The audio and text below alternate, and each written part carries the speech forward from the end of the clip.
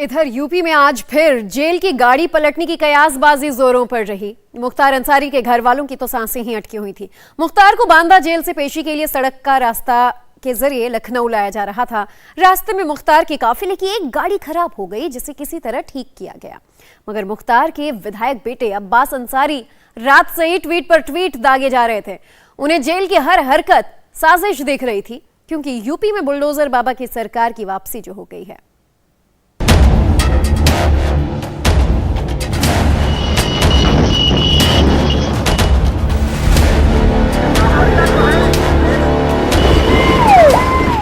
एक बार फिर वही सायरन,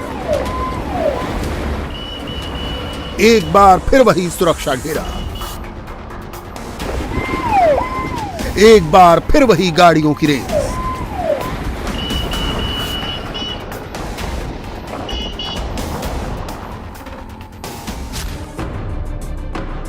सुबह 7:30 बजे माफिया सरगना मुख्तार अंसारी को एक काफिला बांदा जेल से लेकर लखनऊ के लिए रवाना हुआ।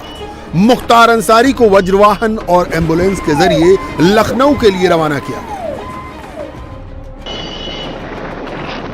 उधर योगी की पुलिस अंसारी को लेकर चली, इधर अंसारी परिवार की सांसें गले में अटक गईं। हद तो यह हो गई कि अचानक रास्ते में मुख्तार को ले जा रहे काफिले की एक गाड़ी खराब हो गई। इसने मुख्तार के परिवार को और डरा दिया। डर वही कि बाबा का बुलडोजर एक्टिव तो नहीं हो गया।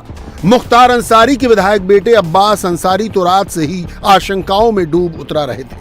पहले उन्होंने ट्वीट कर आशंका जताई कि साजिश रची जा रही है। आवश्यक सूचना, पूर्व विधायक मुख्तार अंसारी साहब को अभी देर रात बांदा जेल से लखनऊ ले जाने की तैयारी हो रही है। साजिश के तहत मेडिकल कैंसिल करवाकर और फिर आधी रात को बांदा जेल से लखनऊ ले जाने की यह कथित तैयारी बड़ी अनहोनी घटना की आशंका पैदा कर रही है। अब्बास अंसारी, विधायक मऊ सदर। मुख्तार को एक मामले में पेशी के लिए लखनऊ ले जाना था। सुरक्षा की समीक्षा के लिए जिले के आला अफसर लगातार जेल में आ जा रहे थे, मगर मुख्तार के बेटे अब्बास हर वाहन के आने में जेल की हर गतिविधि में साजिश सूंघ रहे थे। लगातार जेल के वीडियो ट्वीट किए जा रहे थे। सीएमओ को मेडिकल जांच के लिए बुलाया गया तो अब्बास को इसमें भी साजिश दिखी। अफसरों की इनोवा पहुंची तो इसमें भी आशंका दिखी।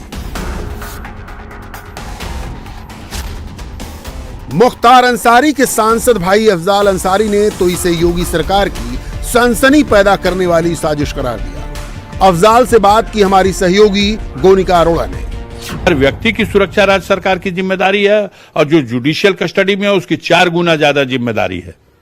अब आप कैसे ले जा रहे हो, क्या कर रहे हो, ये आपकी बात है। चूंकि कहते हैं कि हम कानून व्यवस्था चाक चौबंद, उत्तर प्रदेश में परिंदा पर नहीं मारता, लेकिन अफसोस होता है, मैं तो शर्म आती है ये कहते हुए कि जुडिशियल कस्टडी में जिस प्रांत की जेलों में जुडिशियल कस्टडी में बंदी मारे जाते हैं, वो कैसे कह सकते हैं कि हमारी यहाँ व्यवस्था चाक चौबंद है। इसी बात की का संशय अब्बास अंसारी ने भी कल रात को ट्वीट करके जताया है। उन्होंने ये कहा है कि आधी रात में जेल में हलचल रही, उच्च अधिकारी बाहर आते रहे, बिना नंबर प्लेट की गाड़ियां वहां पर थी और मेडिकल नहीं उनका करवाया गया। ये सारी चीजों पर उन्होंने आशंका जताई। क्या आपको भी अब किसी तरह का कोई डर है, क्योंकि रास्ते में एक वज्र वाहन भी उनके काफिले का खराब हुआ था? बिना नंबर की गाड़ी, हमारे आपके नंबर की गाड़ी में चलना ज़रूरी है, रजिस्ट्रेशन ज़रूरी है, इंश्योरेंस ज़रूरी है और प्रदूषण का सर्टिफिकेट ज़रूरी है। हमारे प्रदेश में ब्यूरोक्रेट्स अपने आप को रूल से ऊपर समझते हैं, ये नियम से अलग अपने को समझते हैं। जेल में नियम है कि जो अंदर जाएगा गेट बुक में लिखा जाएगा, लेकिन बांदा जेल में मैं मिलने जब गया था तो उन्होंने खुशाब बताया था। मैंने भी इस शिकायत को उस समय डीएम से भी जाके कह दिया था कि रूल तो आप भी पालन करो, हम भी पालन करेंगे। हम इंटर करते हैं, तलाशी अपनी देते हैं और उसमें नाम लिखते हैं, वापस आते हैं तो समय और नाम लिखते हैं। लेकिन ये अधिकारी तो रूल से ऊपर है, ये जब चाहे चले जाएंगे, जब चाहे चले आएंगे।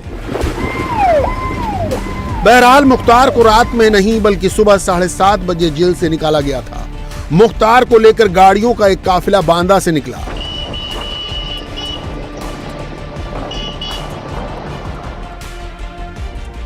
मगर बांदा की सीमा अभी पार भी नहीं हो सकी थी कि काफिले में चल रहा वज्रवाहन तकनीकी गड़बड़ी का शिकार हो गया।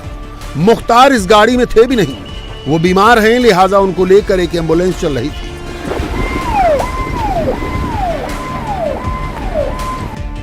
वज्रवाहन को ठीक करने के लिए मैकेनिक बुलाया गया।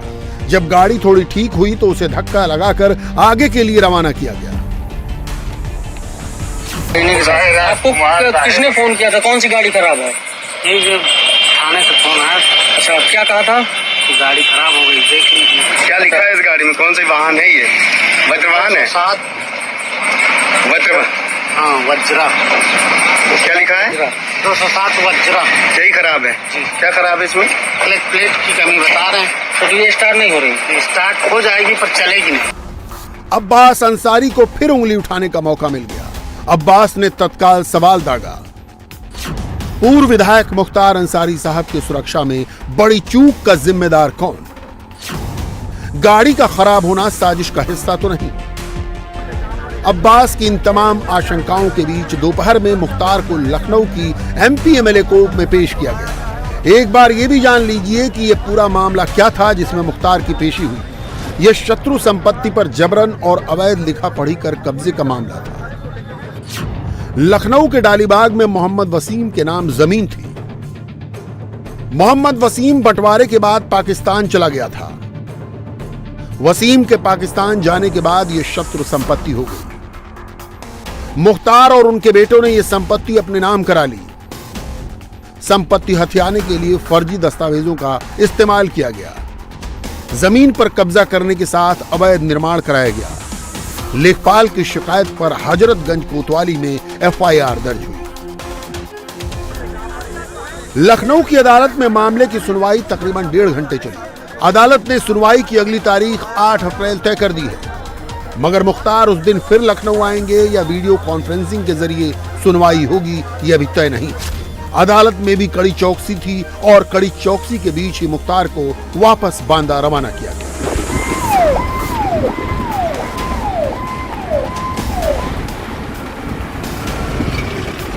लखनऊ कोर्ट में पेशी के बाद में मुख्तार अंसारी को लेकर जाया जा रहा है। तस्वीरें आपको दिखाते हैं। आप देखिए, ये वो एम्बुलेंस है जिसके अंदर मुख्तार अंसारी मौजूद है। लेकिन उससे महत्वपूर्ण बात आप देखिए किस तरह से सुरक्षा व्यवस्था के इंतजाम किए गए थे। यहाँ पर आप देखिए सैकड़ों पुलिस कर्मचारी जो है वो यहाँ पर आपको जो है नजर आएंगे। और देखिए किस तरह से पूरी तरह से इस पूरे काफिले को जो है कन्वे करके यहां से लेकर जाया जा रहा है। तमाम पुलिस कर्मचारी जो हैं वो इस एम्बुलेंस के साथ में चल रहे हैं। वज्र वाहन जो है पुलिस का वो इस काफिले में शामिल था। आप देखिए पुलिस की गाड़ियां एक एक करके यहां पर कोर्ट परिसर से निकलती हुई आपको दिखाई देंगी। यहां पर दरअसल मुख्तार अंसारी पर जो मामला था वो एक संपत्ति को लेकर था और उसी मामले में जो है यहाँ पर मुख्तार अंसारी को पेशी के लिए लाया गया था। दरअसल डालीबाग में एक संपत्ति थी जिस संपत्ति को मुख्तार अंसारी ने हथिया लिया था और उसके अवैध दस्तावेज भी बनवाए थे। उसी मामले में जो स्थानीय लेखपाल हैं उन्होंने केस दर्ज कराया था हजरतगंज थाने में और उसी मामले में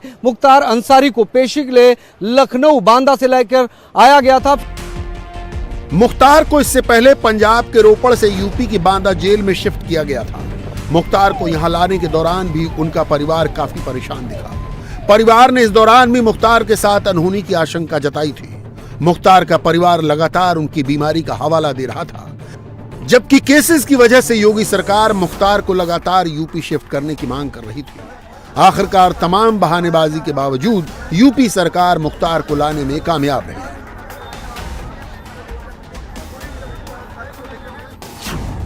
माफिया मुख्तार अंसारी की उम्र 60 साल है। बाहुबली मुख्तार के ऊपर 40 से ज्यादा मुकदमे हैं।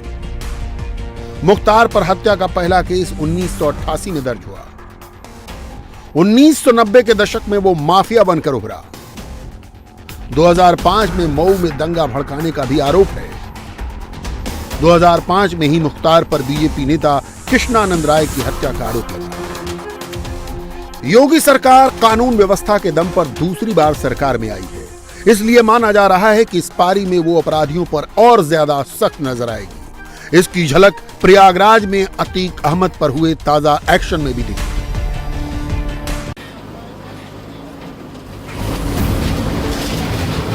माफिया मुख्तार अंसारी की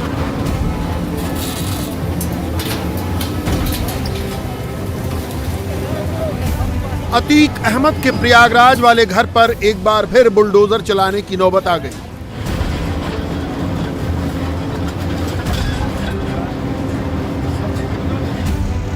कुछ महीने पहले भी यहां अवैध निर्माण पर बुलडोजर चला था, लेकिन अतीक अहमद के घर वालों ने वहां पर टीन शेड डालकर फिर एक परमानेंट बाथरूम बना दिया।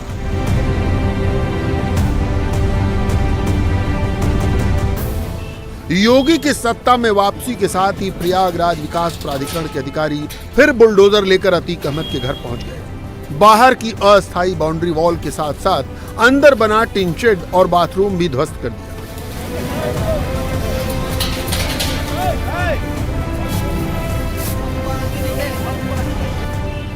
प्राधिकरण के अधिकारियों का कहना था कि चुनाव आचार संहिता की वजह से अवैध प्रॉपर्टी को गिराने का काम रुका था, लेकिन ऐसी प्रॉपर्टीज पर अब एक बार फिर बुलडोजर चलना शुरू हो गया है।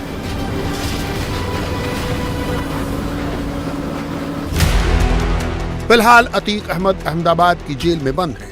यहां अतीक अहमद ही नहीं, उसके सहयोगियों के खिलाफ भी एक्शन जारी है। प्रयागराज विकास प्राधिकरण ने भीटी गांव में अतीक के करीबी और बिजनेस पार्टनर खालिद जफर के यहां बुलडोजर चलाया।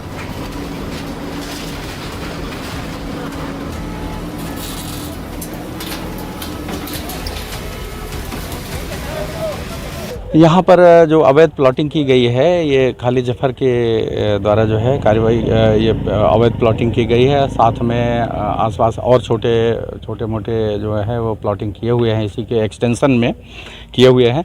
यहाँ पर पूर्व में ये जो अवैध कॉलोनी बसाई जा रही थी, पूर्व में 2 बार इसका डिमोलिशन हो चुका है और इस दौरान समय पा करके इसको फिर से उसको बनाने का प्रयास किया गया है और उसका एक्सटेंशन भी किया गया है, जिसका आज ध्वस्तीकरण की कार्रवाई की जा रही है। खालिद जफर ने 45 बीघे जमीन में अवैध रूप से प्लॉटिंग कर रखी थी। वो आधे से ज्यादा प्लॉट बेच भी चुका था, मगर प्राधिकरण के बुलडोजर ने प्लॉटिंग के लिए लगाई गई दीवारों को तोड़ दिया।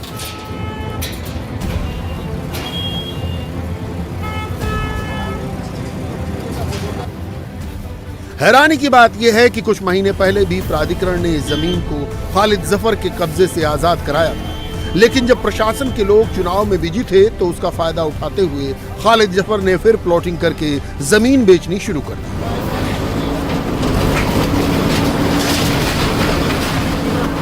इंडिया टीवी हर वक्त हर जगह डाउनलोड करने के लिए सर्च करें India TV news Google play store या ऐप स्टोर पर।